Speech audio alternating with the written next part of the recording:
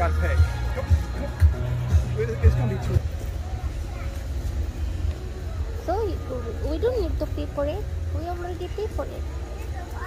We just.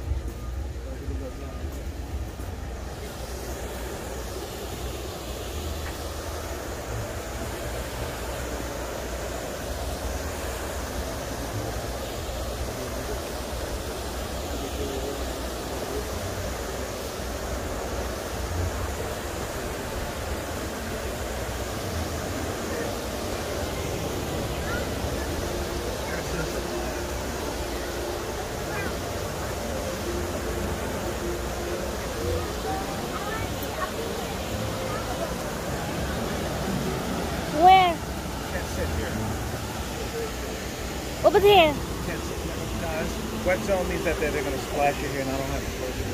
So where are we gonna go?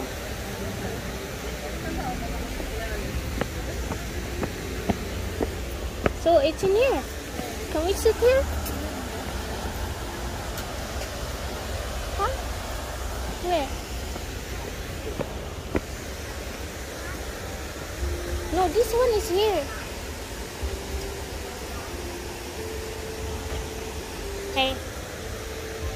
No.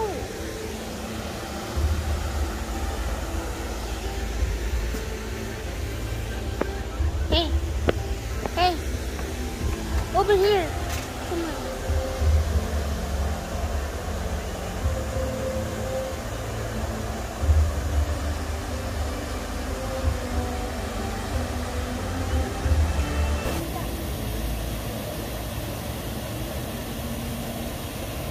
What is that, timer?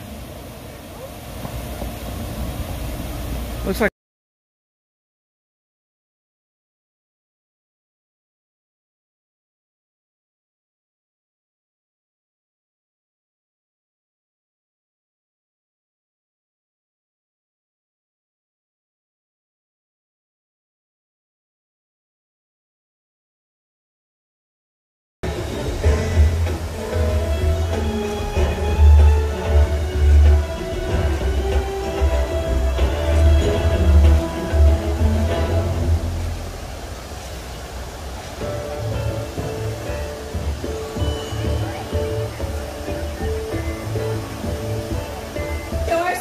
To the men and women of our armed forces.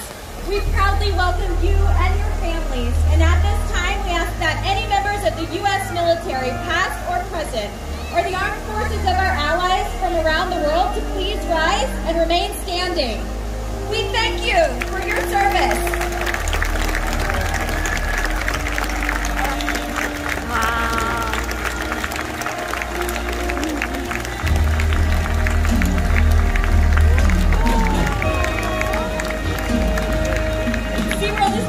Committed to the men and women in uniform, but to the world we share as well.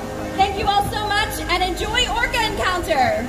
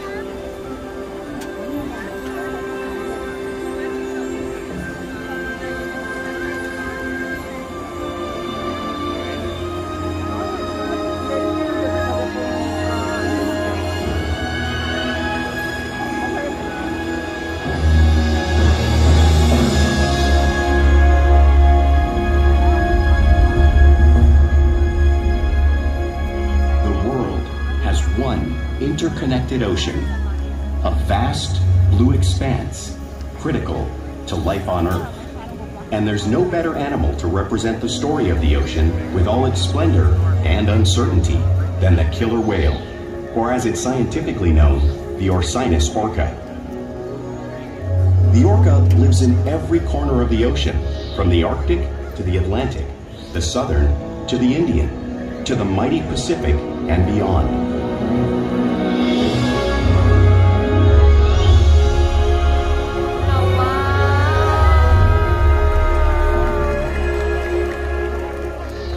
This whale's story is the ocean's story, and it is one we all share.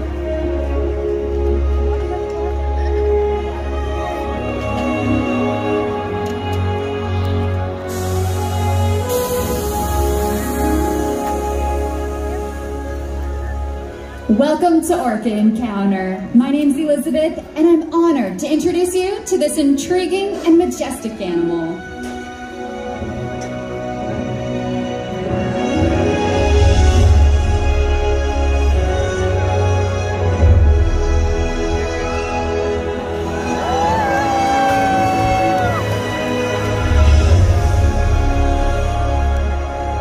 There's nothing like seeing a killer whale up close and learning about them and their natural behaviors. We hope this Orca Encounter will help give you a better understanding of these incredible animals and all that they represent.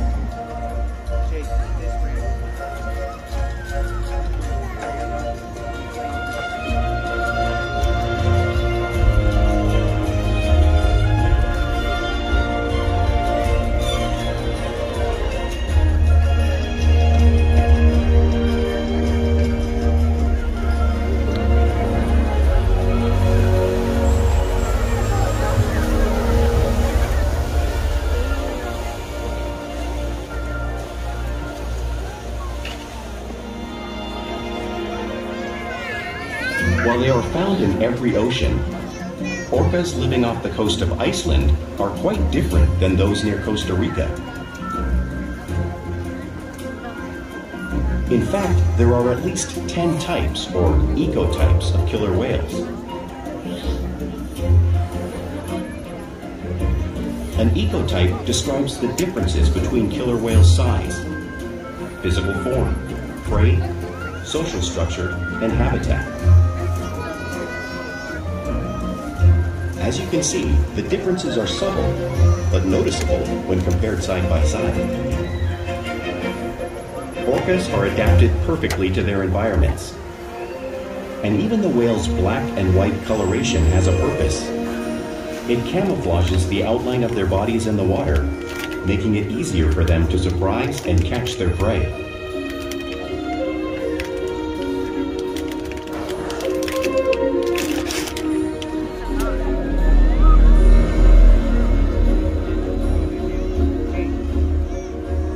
When viewed from above, the black of the whale blends in with the dark depths of the ocean.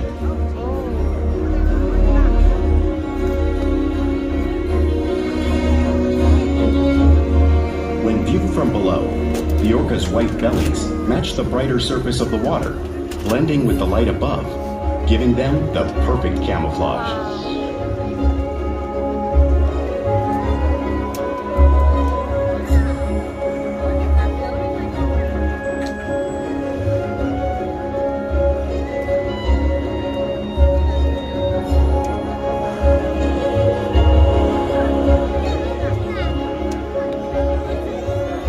Killer whales really are a natural wonder, and Nikai will help us show you some of their physical characteristics.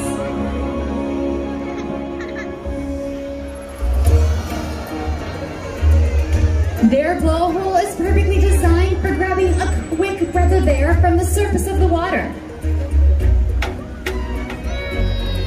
Even their eyes work to their advantage.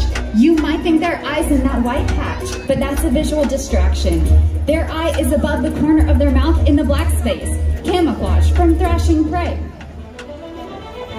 That tall fin on their back is called a dorsal fin. It helps to stabilize them when they swim and regulate their body temperature. Now you may notice that fin might begin to curve over time. That's because there is no muscle or bone structure inside, unlike the pectoral flippers on either side of their body, which have 5 bony digits inside, just like the human hand. Now those pectoral flippers are used mostly for steering and stopping while the whale swims. The lobes on either end of their tail are called flukes. This is our killer whale's engine. Orcas can swim up to 30 miles an hour, which is as fast as a speedboat. But they swim the fastest and they use the most energy when they propel their 10,000-pound bodies all the way up and completely out of the water.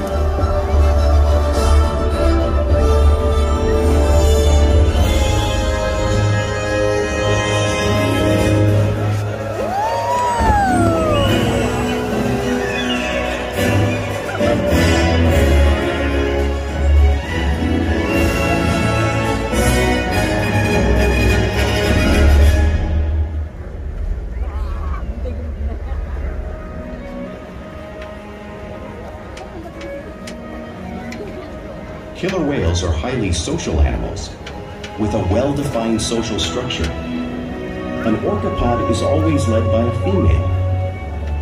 Though just half the size of her male counterpart, she is in charge. It's all about attitude, not size. Because they live and work as a group, orcas need to communicate with sounds and body language. Orcas use clicks for echolocation or navigation.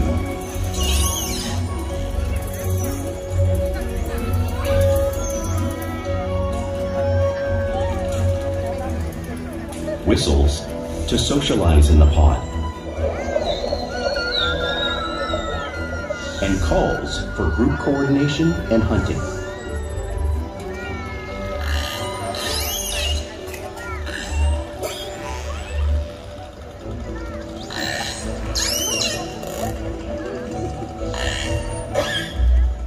Vocal development studies here at Seaworld show that early on, calves learn vocalization from their mothers. But as they grow, they learn from others close to them as well.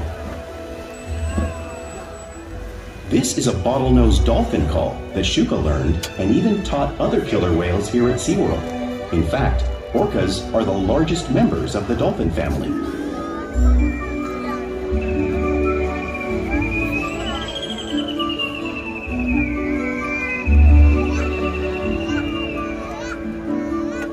Whales here and in the wild use vocalization to communicate all the time. Like all animals, killer whales also use body language as a form of communication.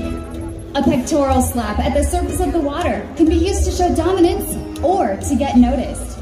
For example, a mother might use a peck slap to get her calf's attention.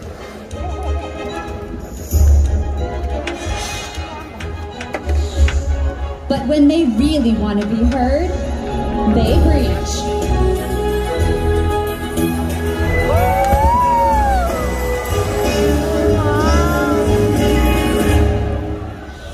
Spy hopping is how killer whales coordinate when they hunt and get a better view of their surroundings.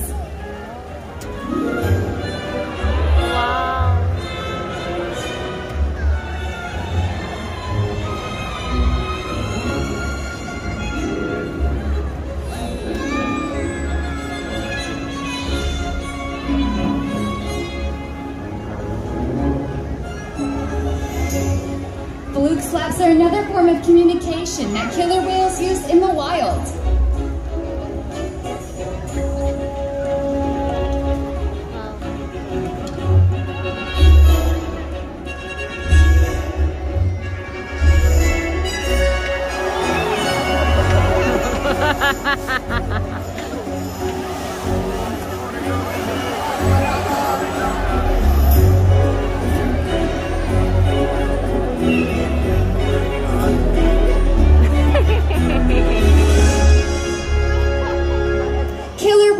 Excellent communicators, so it's no wonder they're the top of the ocean's food chain.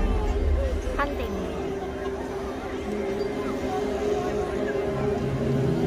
Killer whales work together to rear their young, protect their pod, and most importantly, pursue and catch their prey.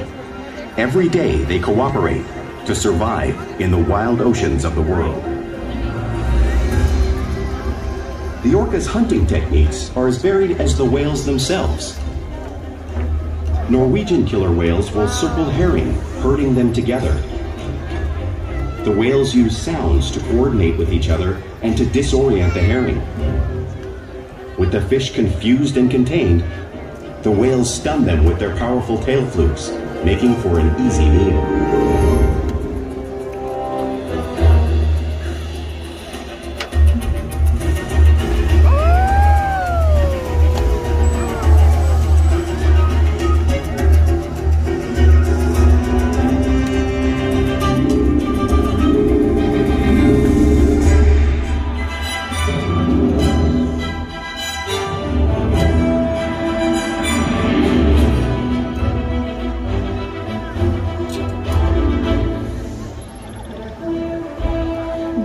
Southern hemisphere will capture sea lions by pulling them right off the beach. Watch around the pool as our whales show off a similar movement and behavior.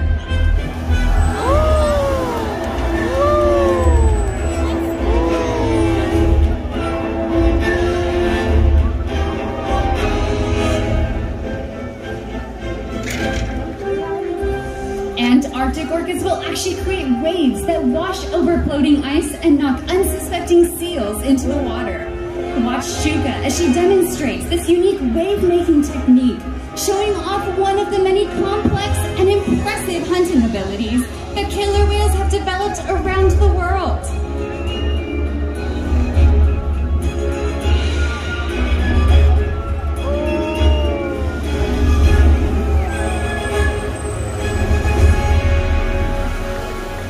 Now you've just seen those waves splashing right in front of you, but it's hard to imagine how much water is actually displaced until you feel it firsthand. Fortunately, Evan and Chloe have bravely volunteered to feel the power of the killer whale tail and that 55-degree salt water. Go ahead, have a seat. All right, the whales are on their way. Everyone cheer it on for Evan and Chloe.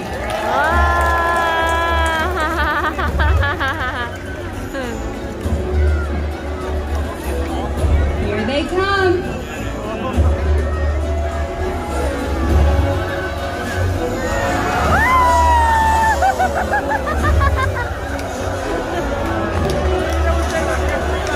Great job, you guys. You did awesome.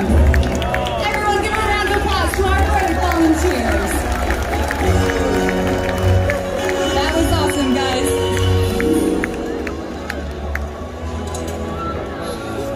Now, since we've learned that killer whales live in every part of the ocean, it makes sense that they eat all types of prey, including other whales. If you look up on the screen, you can see the actual size of a blue whale, the largest animal on Earth, at 5 times longer and 50 times heavier than our killer whale. So, how does a whale this size prey on a whale that size in the wild? It's all made possible because killer whales are the ultimate team players.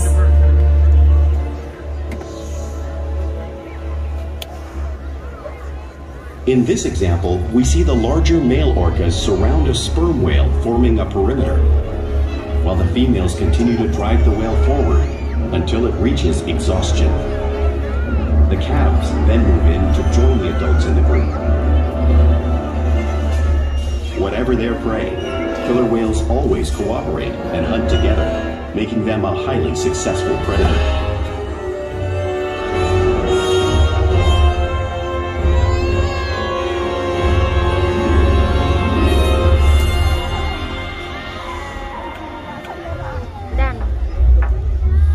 Play is an essential part of everyday killer whale life. It's how they teach young whales to hunt and how they practice their skills as they grow. Orcas spend lots of time interacting and showing off this playful behavior, both in the wild and, of course, here at SeaWorld.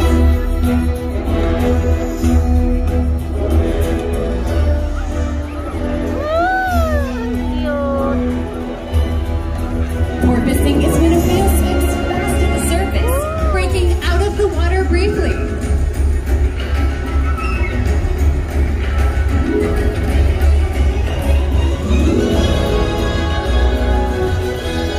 You might see them doing this when riding in the wake of a boat or even when surfing in an ocean wave.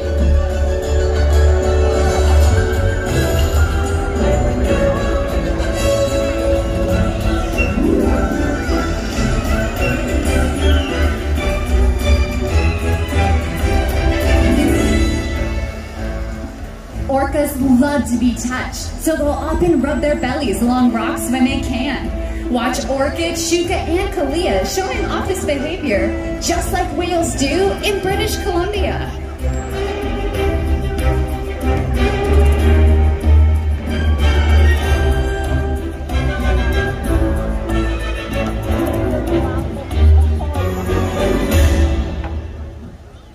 You'll also see whales imitate each other in the wild.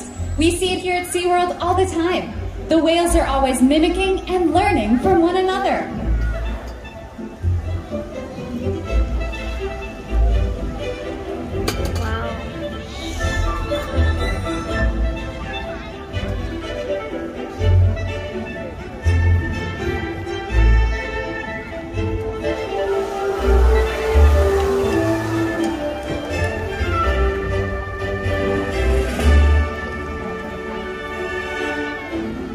Playful behavior does have a purpose. A tail whip is used in hunting to stun fish. But today, it looks like that same tail whip is going to be stunning all of you.